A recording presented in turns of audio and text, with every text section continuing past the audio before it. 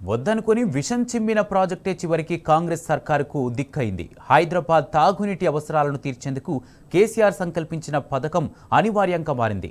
నాడు మల్లన్న సాగర్ను వ్యతిరేకించిన రేవంత్ ఇప్పుడు అదో జలభాండాగారం అనే ప్రతిపాదికన హైదరాబాద్ మంచినీటి పథకాన్ని చేపడుతున్నారు. కానీ భారీగా అంచనా వ్యయం పెంచడంతో సర్కారు ఖజానాకు అది భారమవుతుందని ఆర్థిక నిపుణులు హెచ్చరిస్తున్నారు.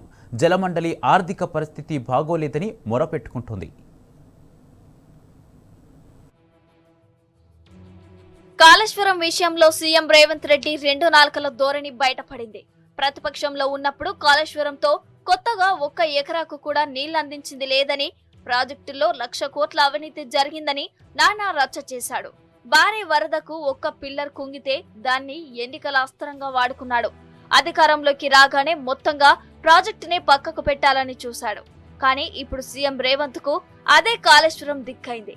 హైదరాబాద్ మహానగరానికి మంచినీటిని అందించేందుకు గత కేసీఆర్ ప్రభుత్వం సంకల్పించిన పథకాన్ని అమలు చేయడం అనివార్యంగా మారింది.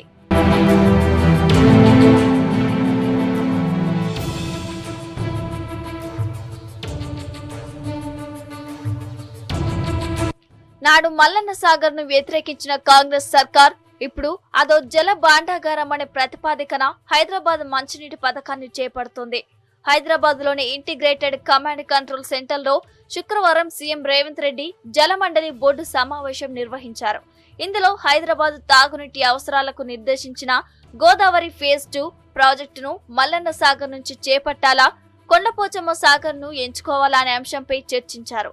రాబోయే 25 ఏళ్ల అవసరాలను అంచనా వేసుకుని గ్రేటర్ హైదరాబాద్ లో మంచినీటి సరఫరాకు సరిపడా మౌలిక సదుపాయాలకు ప్రణాళికను తయారు చేయాలని జలమండలి అధికారులను ఆదేశించారు. గ్రేటర్ విస్తరణను దృష్టిలో పెట్టుకుని 2050 నాటికి పెరిగే జనాభా అవసరాలకు సరిపడేలా ఇంటింటికి తాగునీటితో పాటు సివరేజీ ప్లాన్లు రూపొందించాలని అన్నారు. అవసరమైతే ఏజెన్సీలు, కన్సల్టెన్సీలతో అధ్యయనం చేయించాలని సూచించారు.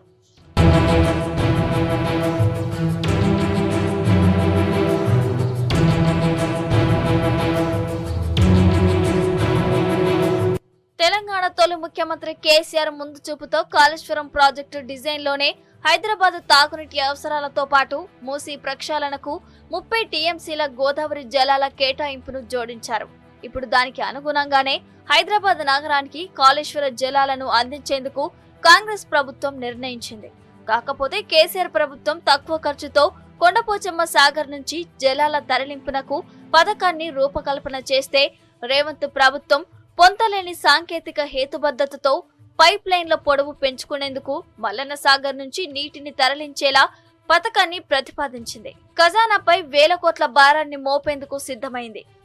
కొండపోచమ్మ సాగర్ నుంచి 1,060 కోట్లతో 10 టీఎంసీల గోదావరి జలాలను నగరానికి తరలించేందుకు అవకాశం ఉంది. కాంగ్రెస్ సర్కార్ మల్లన్న సాగర్ ను తెరపైకి తెచ్చి తొలుత 15 టీఎంసీల తరలింపునకు 5,560 కోట్ల అంచనా వ్యయాన్ని నిర్ణయించింది. తాజాగా 20 టీఎంసీల తరలింపు అంటూ అంచనా వ్యయాన్ని ఏకంగా 7,300 కోట్లకు పెంచినట్లు తెలిసిందే. కేవలం కాగితాల్లోనే అంచనా వ్యయాన్ని 1,000 కోట్లు పెంచుకుంటూ పోతూ ఖజానాపై ప్రభుత్వం భారీ భారం మోపనుందని నిపుణులు ఆందోళన వ్యక్తం చేస్తున్నారు. ముఖ్యంగా పైప్ లైన్ల పొడవు పెంచేందుకే జలాల తరలింపు పరిమాణాన్ని పెంచి కొండపోచమ్మ నుంచి మల్లన్న సాగర్ కు డిజైన్ మార్చారనే ఆరోపణలు వెల్లువెత్తుతున్నాయి.